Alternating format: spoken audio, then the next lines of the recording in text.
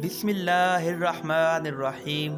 अस्सलामुअलैकुम नाज़रीन, मेरा नाम है मोहम्मद फैज़ान और आप देख रहे हैं मेरा YouTube channel Faizan Urdu voice. किसी दरख्त पर एक मकड़ी का बसेरा था। मकड़ी सारा दिन जाल बुनने में गुजारती। यही जाल इसकी रोज़ी का अड्डा था।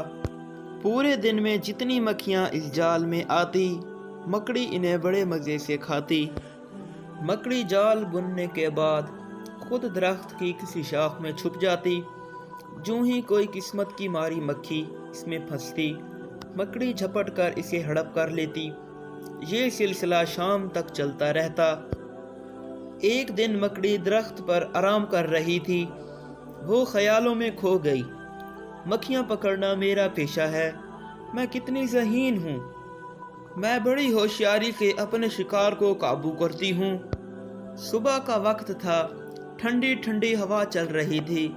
अचानक एक तरफ से एक अबाबील उड़ती हुई आई।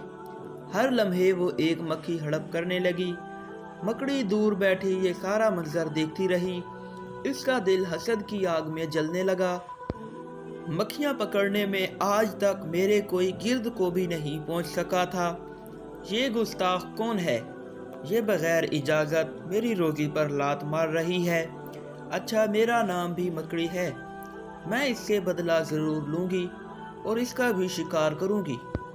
और हाँ, मैं इतना सख्त जाल बुनूँगी कि ये जलील उसमें से कभी निकल ना सकेगी और तड़प कर अपनी जान से हाथ धो बैठेगी। मकड़ी अपने काम में जुट गई। ऊपर नीचे दाएं बाएं हर तरफ तारे ही तारे नज़र आने लगी। मकड़ी ने एक नज़र जाल को देखा। अभी थोड़ी सी कसर बाकी है। मकड़ी ने अपने दिल से कहा। वो दोबारा अपने काम में मगन हो गई। रेशम की तारें धड़ाधड़ खाली जगह को पुर कर रही थी। अब तो रात काफ़ी बीत चुकी थी। नहीं, अभी नहीं, मैं पूरी रात काम करूँगी, फिर देखूँगी कि अबाबील कैसे जान छुड़ाएगी। रात गुजर गई। मकड़ी थक कर चूर हो गई। उससे हिला भी नहीं जा रहा था। दूसरे दिन मकड़ी दरख्त पर आराम फरमा थी। अचानक किसी परिंदे की फड़फड़ाने की आवाज़ ने मकड़ी को चौंकना कर दिया। अबाबील मक्खी का ताक़ुब कर रही थी। मक्खी मजबूर अपनी जान बचाने की फिक्र में थी। मकड़ी को अपने ऊपर बहुत भरोसा था। वो इस वक्त का इंतज़ार कर रही थी कि कब अबाबील उसकी कैद में फंसती है। अबाबील जाल के बिल्कुल करीब आ गई। मकड़ी होशियार होकर बैठ गई। तुम मरने के लिए तैयार हो जाओ, मकड़ी ने ज़ोर से कहा। अबाबील बेपरवाही से जाल में कूद गई।